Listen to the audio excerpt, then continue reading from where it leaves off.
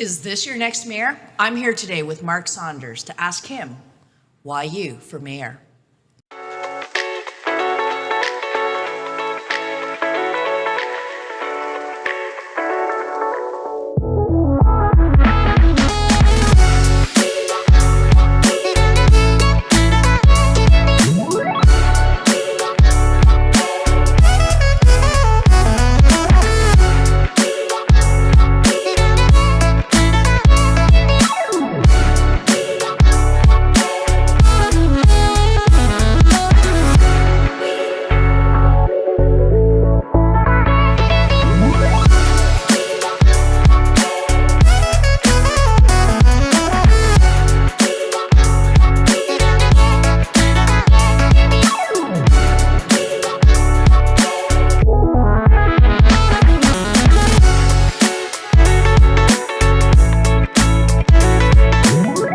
Thanks, Lee, and thank you for having me.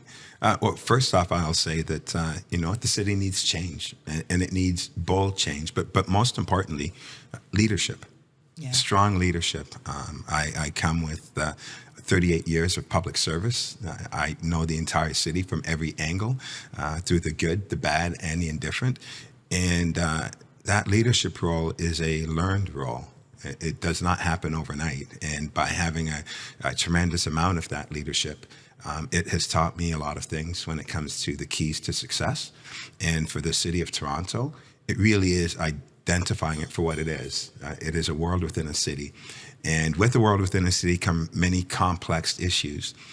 Right now, the biggest issue, and I knock on doors and talk to people, is public safety, community safety. These are two things that are happening, and especially for those that are using the subway. So these are some of the key points that really brought me back into the public environment, and I believe I have the skills to make the city the best city and safest city to live in. I really appreciate that. You mentioned something, with public safety, especially on the subways, being something that is of concern. And with all your years, especially as the chief of police, that brings a different lens, I think. Yeah, it does. And I don't want people to be mistaken thinking that this is a transferable role with the same capacity. Right. I come with a multitude of transferable skills in order to complete situations, problems, collaboration, crisis intervention. All of these things are just tools that I had to practice and learn how to hone over a long period of time in different capacities, and I found them to be successful. Yeah. And the city of Toronto needs these kinds of tools right now to be able to really get the city out of this tipping point in the direction that we're heading at this point in time. Yeah, no, and I think it's true, like it's with regards to the public safety component, that there are different interventions that are required for it, and it's not necessarily one way in which we approach that issue. Yeah. You already kind of touched on it, Toronto, the good, the bad. And my question was the ugly, but I like how you're like the indifferent. What do you think? Like, I mean, if we look at Toronto, what is the good? What's the bad? What's the ugly that needs to be, or the indifferent that needs to be addressed? Well, I can tell you, if I were to talk about the good, I could go on forever. This is an amazing city, and it starts with the people. When you look at the entire globe, this marble that we live on, and out of all of the places that people choose to leave their countries and go absolutely anywhere in the universe, they land in Canada. But not only do they land in Canada, the vast majority come right here to this geographical square, the great city we call Toronto. And the people that I've met over the years, from the ground level, different components. But when you're the head of an organization, you have a different role, responsibility as the executive. And it allowed me the opportunity of meeting some really good people who in their lives had taken a journey and through either help from others or luck, did well. And what I found, 90% of the time, they'd approach me and they would say, how can we help? Yeah. And, those kind of folks I did not meet on the ground level. But when you have worked ground level and now you're here and you're seeing this, you start to realize, you know what, this is an amazing city. I kind of always knew it, but that kind of sealed the deal for me. So there's that fire in my belly where I say that we can make the city a fantastic city.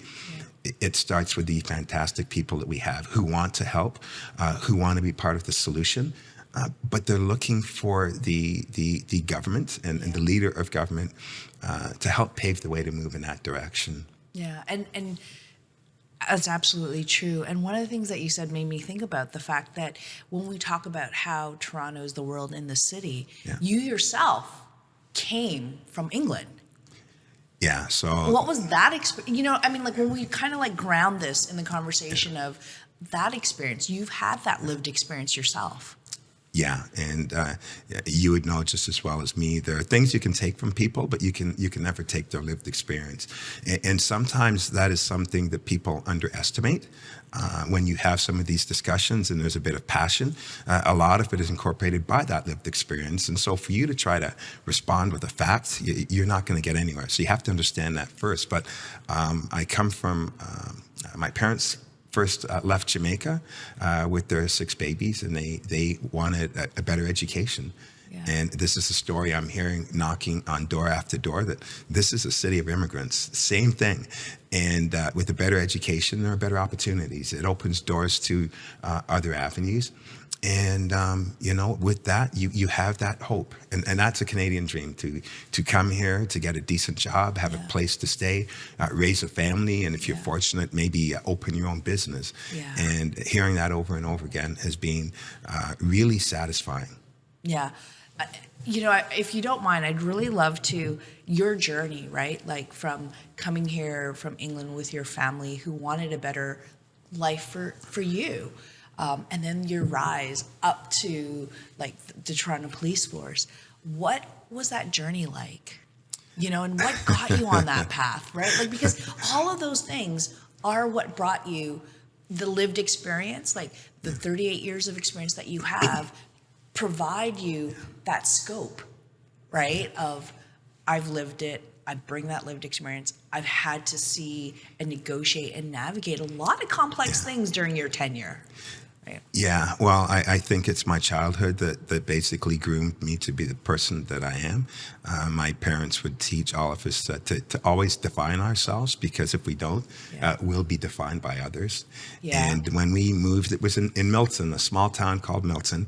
Not small anymore, but the population was 5,260, and we were the only Black family. So imagine that, being in school and being in grade 3 and having your teacher reading the story Little Black Sambo, and you know, you'd hear the giggles and things along those lines. Yeah. But you just kept your inner strength, because you look around the room and there's nobody that looks like you at all.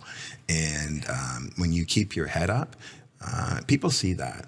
And so learning these types of experiences and being in these environments from grade 2 on, that's the beginning. That's the cornerstone of your house. And then when I joined policing in 1982, if you see my class picture, I'm the only Black person. And of course, you get propped right in the very center because you need that beautiful symmetry. And so there was my journey. And I remember there was a very strong dislike with the Black community and the police.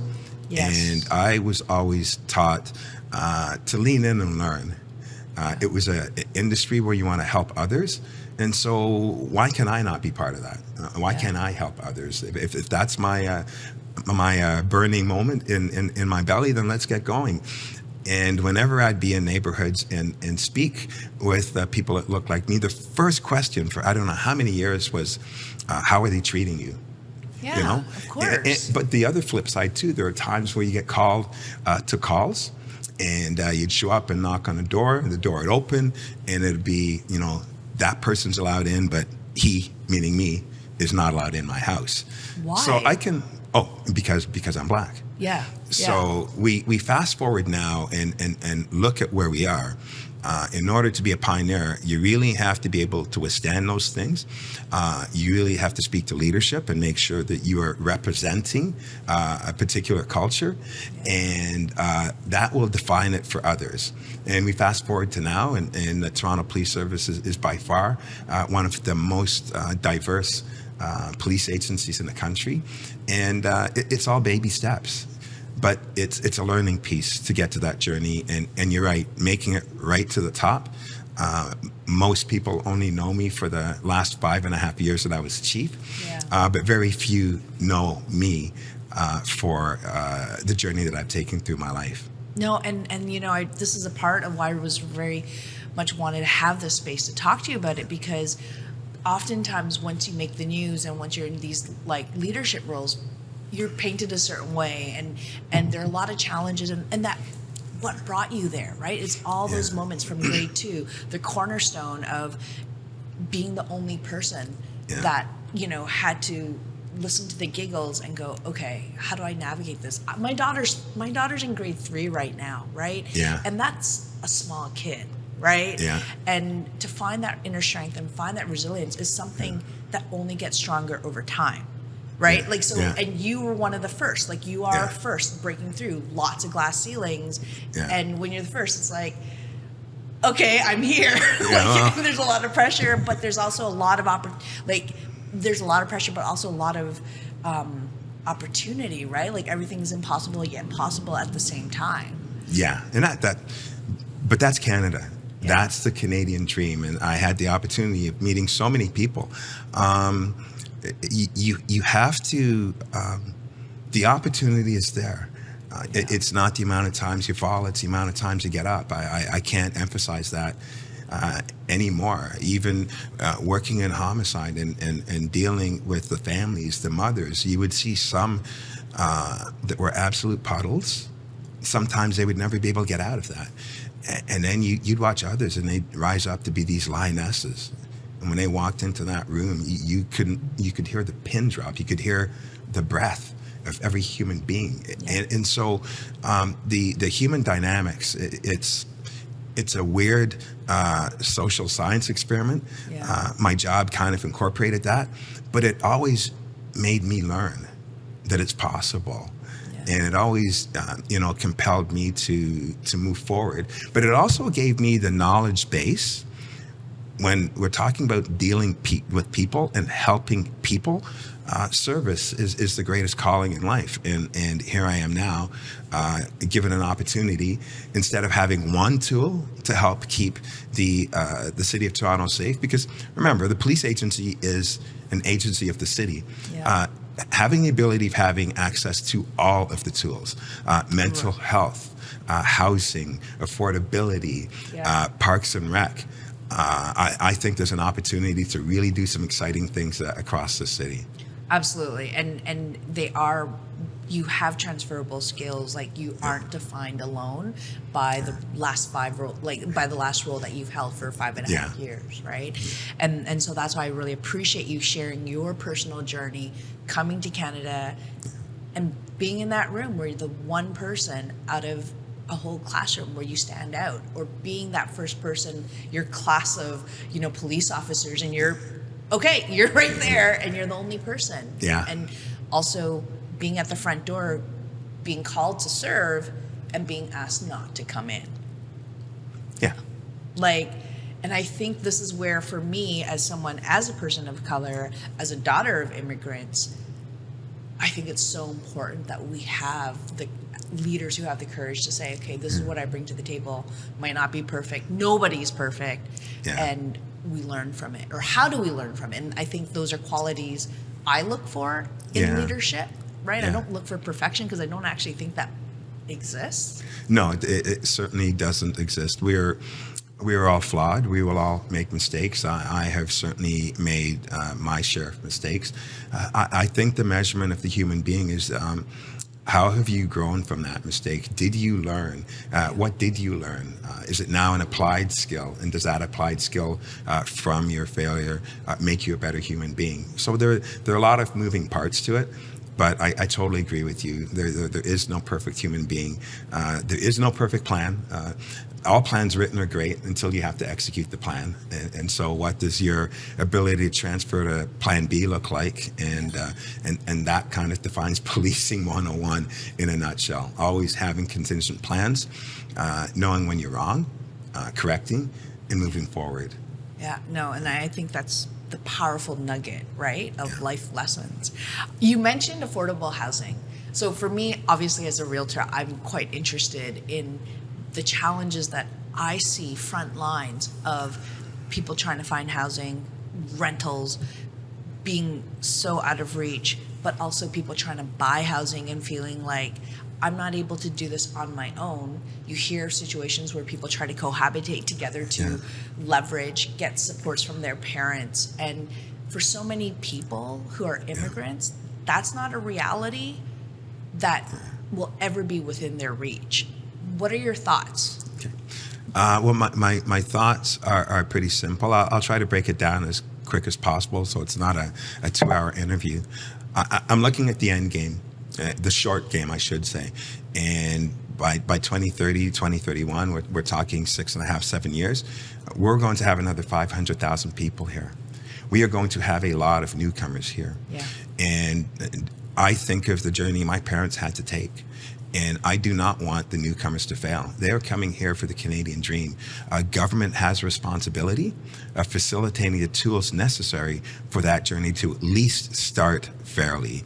And so the shortage of livable space is just not here right now. I think that there is a responsibility for government to make sure they do everything they can to build, not oversimplifying it, but that's key. And not just build the livable spaces, but also the subway. When I first came here to Toronto, I had to rely on the subway, and I tell everybody that newcomers do not come with bikes, they do not come with cars, and they rely on the subway system. Toronto has the biggest subway system in the country, and so it is a place that people will gravitate to. But when we talk about the housing issue, we have to break it down into its proper components. Okay. So when you talk about affordable, the 80% market value, you also have to look at rent geared towards income as well too, because we have to talk about our workforce. If our businesses aren't thriving, we will fail. Toronto represents 20% of the GDP, and if folks aren't living here and they're living elsewhere to get here, there always comes a time where you look for opportunities to work where you live. So identifying that we are creating those spaces for our workforce is incredibly important. And then we have 2 more components that we have to consider. First, the transition type of places. The transition type of dwellings, we have to talk about people that are genuinely homeless and have hit rock bottom and had to start again. And this was not a discussion heard as frequent when you're looking at the food banks now, but it's gotten quite large in numbers right now. And people are watching that TV aggressively to see what's happening with the interest rates, or you're coming into work and you're in your 40s, 50s, and you're let go, and you're just barely hanging on. And so I was talking to a person at a house, and basically it's described that before we were treading water above our neckline, now we're treading water just above below our nose line. So at any critical moment, it's that fear of what's going to happen next. But when we have homeless from that perspective, we have to have that transition piece where there's an opportunity to get that person up and back into our economic playing field. And then when you have substance use, same thing. No one wants to be addicted to drugs. So when we invest the money in the treatment and the recovery piece and turn their lives around, we want to get them back in again. We want to have them to have that dignity that needs to be restored. And last but not least, which is something that is really near and dear to me, is mental health. People that live with mental health, I really don't think the past has done any favors as to where we are right now. Supportive housing is something that's critical, and it comes with those wraparound entities. We have to restore dignity, and we have to do our very best. Nobody chooses to live with mental health. Mental health is health, but I think it really has been ignored in a large proportion in the past, based on my lived experience as a police officer, and that's something that I want to be bold and brave enough to say, we need to look at this, and we need to deal with it directly. And how would we do that? Like, I think you've really actually touched on not just addressing the superficial, like, okay, we just need to get housing. We actually have to dig beneath the surface to get at the root of the problem. Yeah. All of those are interconnected. So I'm curious in terms of how can you as mayor do that? Well, we're talking about the resourcing piece, that's for sure. And so first, it can't be done alone. Yeah. This is the largest city in the country, and it's the fourth largest in the North American continent. We have to remember that, but we also have to start acting like that. And so, yes, we have the city responsibilities, the infrastructure, this and that. But when it comes to the bigger things, when it comes to, health, and just community as a whole. Our measurement of who we are is how we treat our most vulnerable. We need resourcing for sure, and we need to make sure we're applying the resourcing appropriately. So right now, for example, when we have the substance use, I challenge how it is being done right now. Okay. And I say that with all due respect. I understand that right now the drugs we're dealing with are so potent. People are dying from granular, and not only granular, but granular contact, skin contact. It is that potent.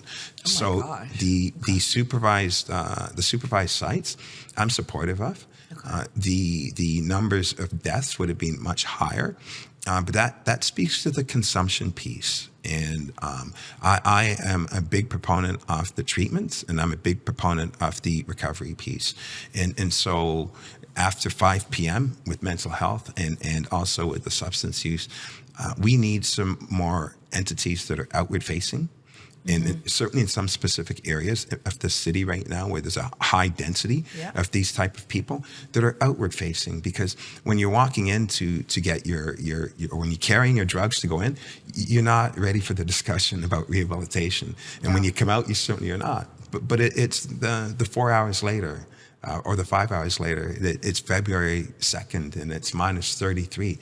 You don't want to be there.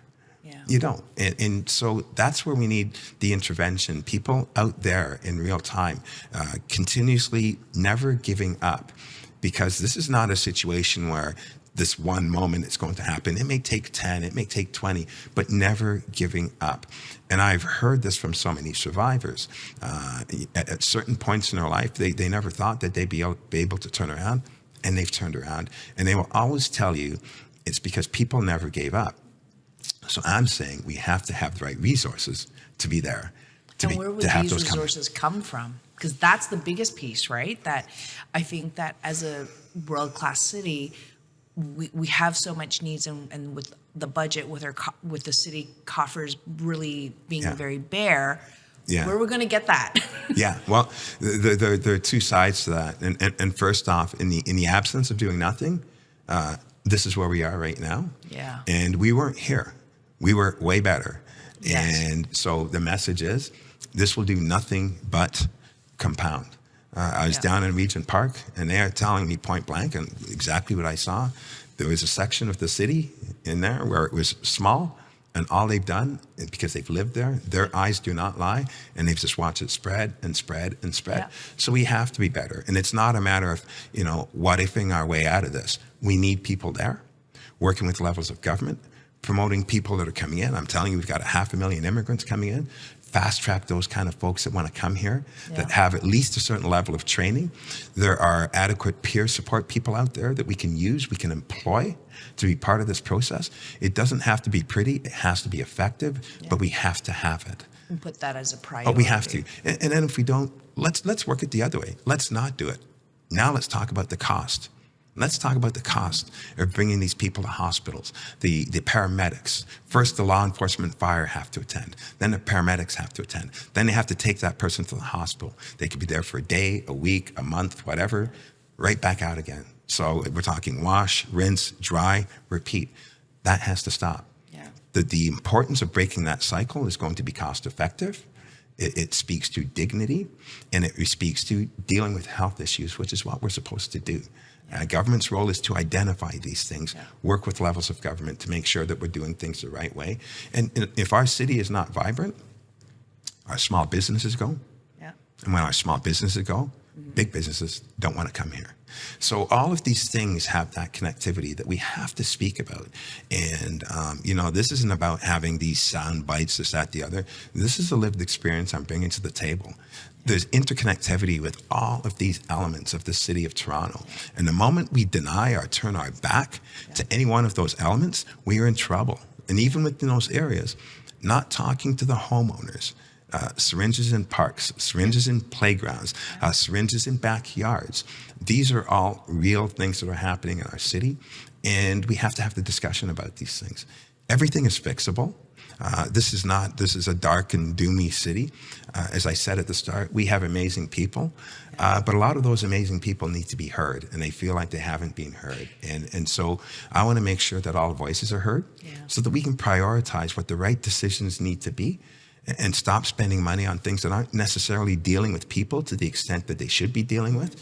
Let's get everyone healthy. Let's drive this economy in the right direction, and let's make Toronto what it really could be. Yeah, no, and look, that's something that I really think is important because they're all interconnected in terms of how we do that financially is what I'm like, where do we get those resources, right? Yeah. Like we need the province at the table. Yeah. We need the feds at the table. Like it needs And multiple levels of government. We do. And being honest, it first starts with, the buck stops with us. Okay. And so we're asking the same taxpayer for their money. Times are hard. People are having problems putting food on their table. We've had this discussion just a few minutes ago. Yeah. And so first and foremost, what are we responsible for? Well, we're responsible for spending the tax dollars that we are taking off Torontonians. That's number one. So we have to go through line by line and looking at where we're spending. What are the things that we shouldn't be spending on right now? What can we pause on?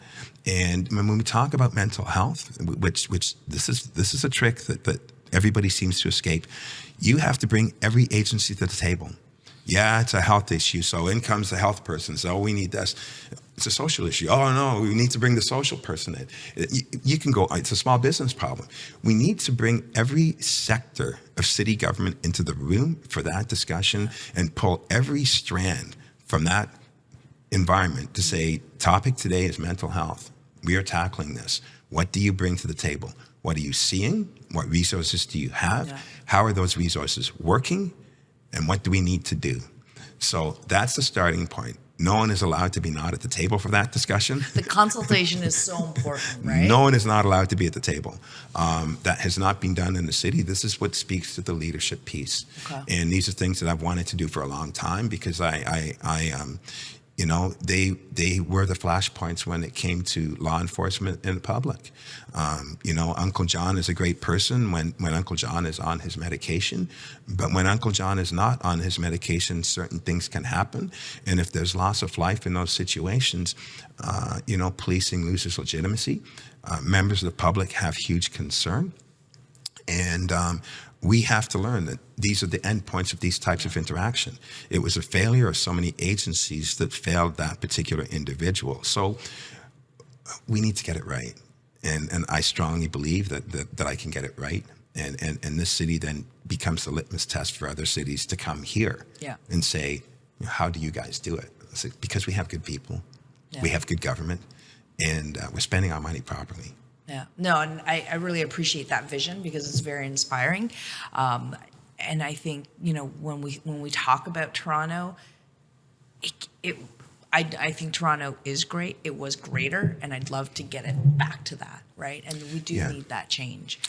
Yeah, this pandemic, it caused a shift, I think, and especially with the TTC. And the homelessness and the people that live with mental health.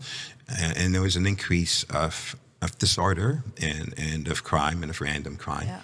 And so one of my commitments is that transit system, because I stated earlier that it's a lifeblood for so many of us. It is, absolutely. But the ridership is down 70% right now. A, that's missed revenue.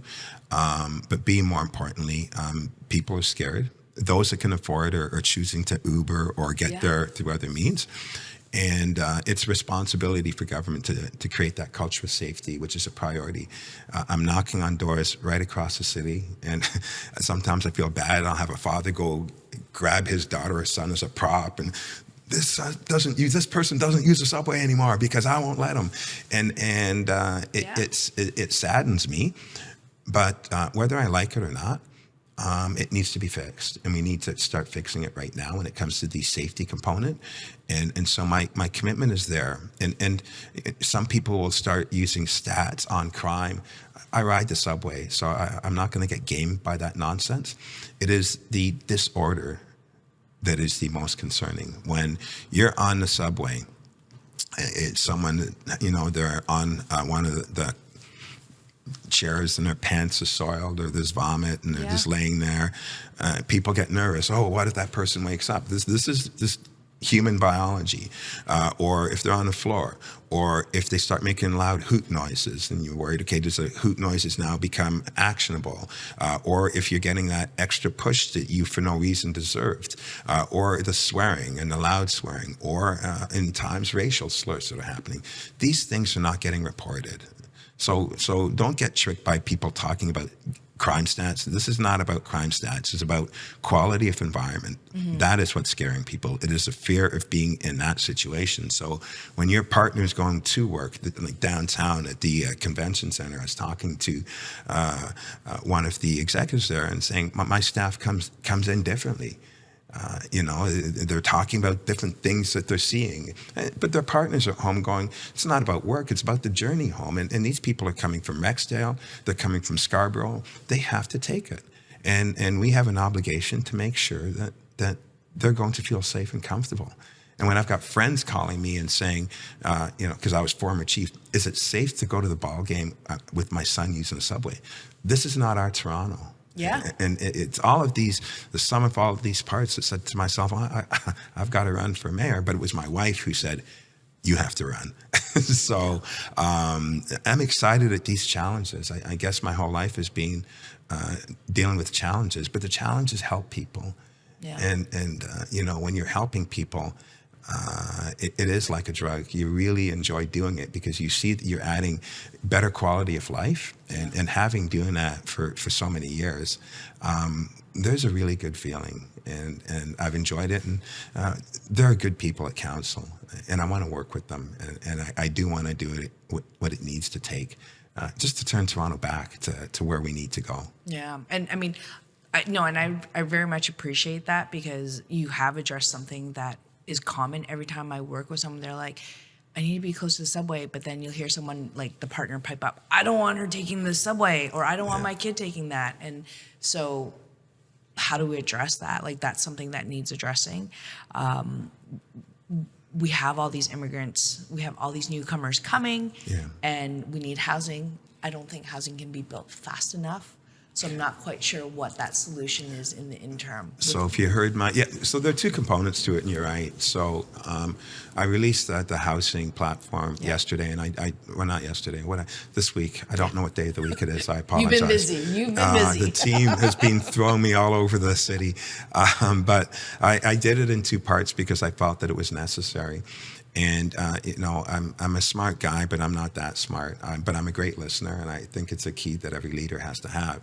So, I was speaking with people in the business sector and in the small business sector, and speaking to members of the community, and speaking with builders, and then speaking with certain members of government as well, to just listen and figure things out.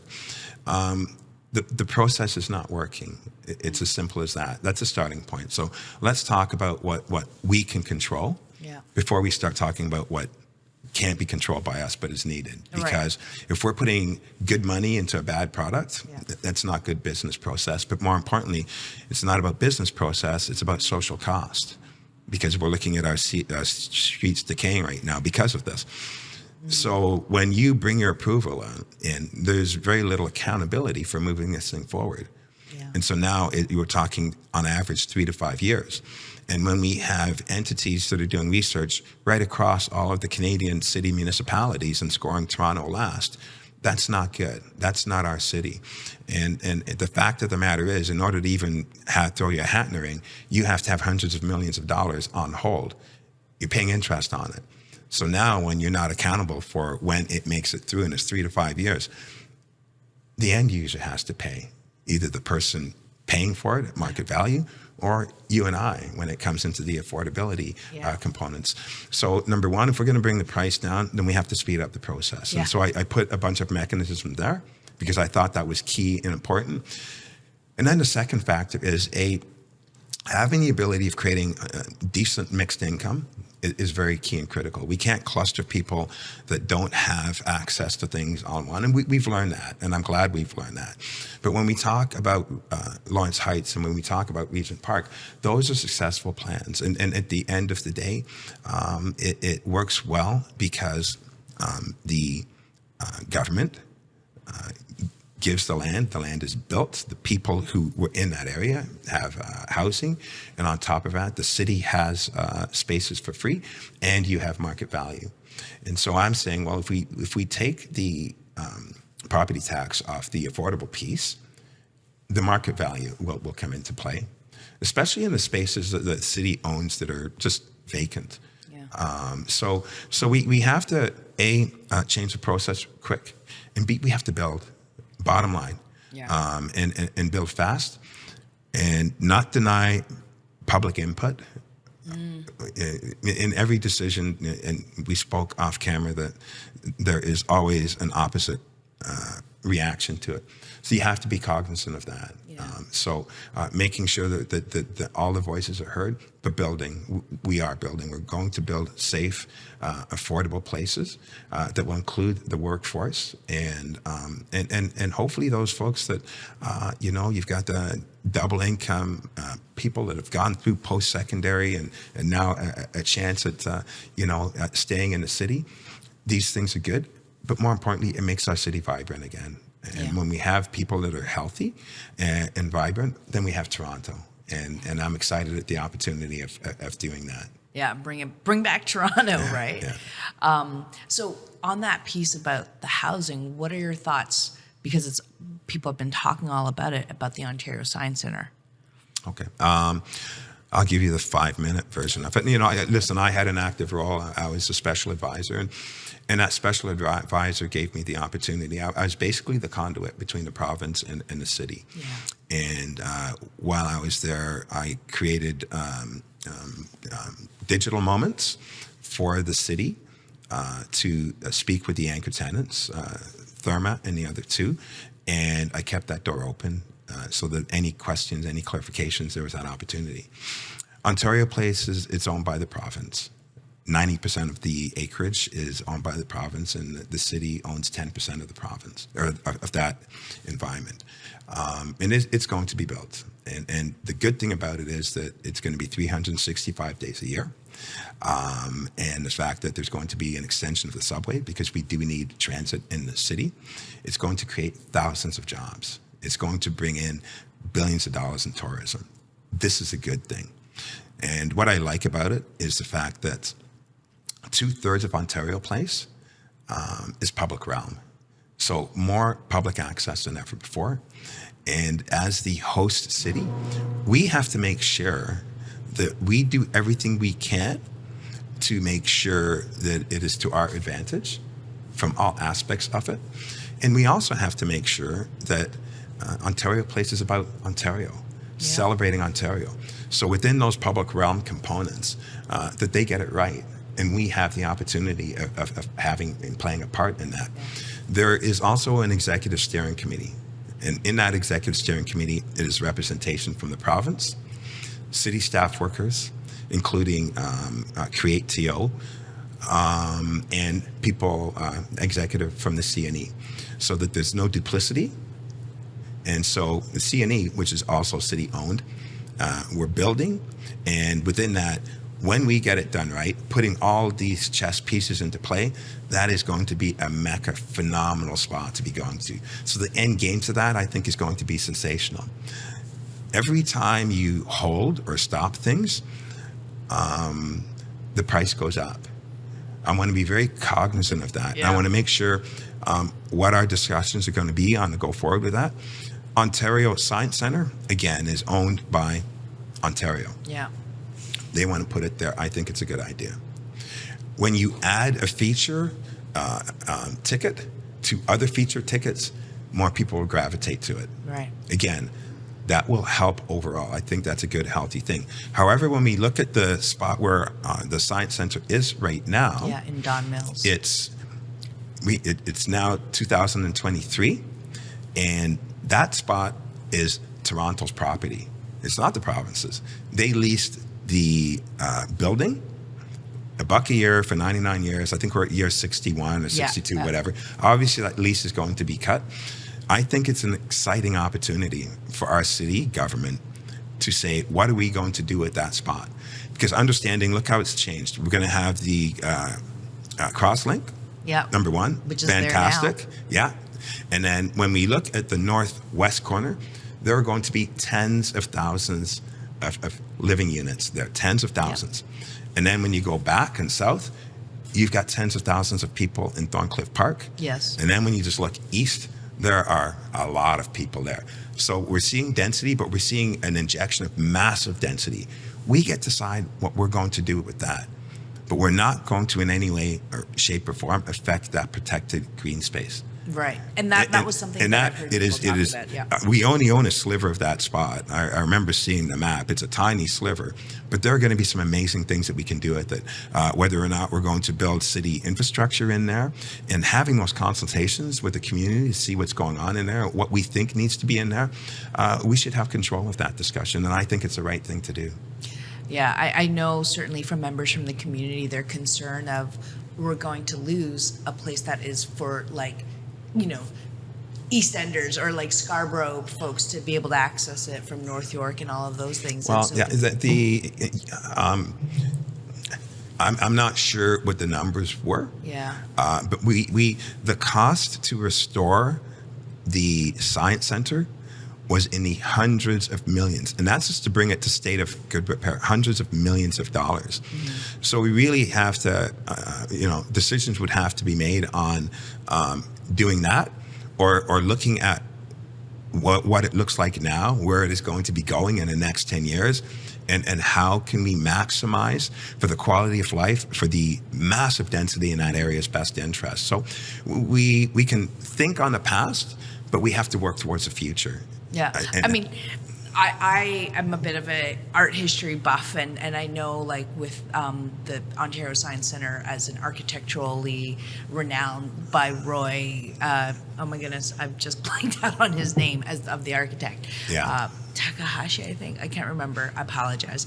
But that's a wonderful piece of architecture. It'll cost, I know, I go to the Science Centre all the time, and I know that there are sections you can't even go in because it's like a bit dangerous. Like there's the bridge, right? Which you can't go through. But I wonder, like, how do we preserve? Like, one of the things I see in Toronto is we have so many condos going up. I get it. We need density. I get it. Yes. But we also have historic buildings that have value, and seeing it being like just bulldozed really breaks my heart. Yeah. And so when I think, okay, so here we have something that is a community center. It's a hub for people to reach. People feel like, I can get there more easily than going right downtown. I understand the argument of if you have multiple like attractions, it draws more people in. So I understand that as well. Like there's always like, both sides of like multiple perspectives. Absolutely. Listen, I my introduction to the Ontario place, it was magical. It was grade 2. Yeah. It was a grade 2 party. We didn't have a car, but my friend's family had a car, and we went to Ontario Place. And I remember this massive body of water, and it was like magical, and it stayed with me forever. And I also remember the Science Center. It was like just a wicked cool building and magical. I fast forward to today's time where we look at technology, and technology is increasing exponentially. Even to restore what we have is a lot of money. But let's not talk like the door's shut. The door's not shut. Right. We own We own the property.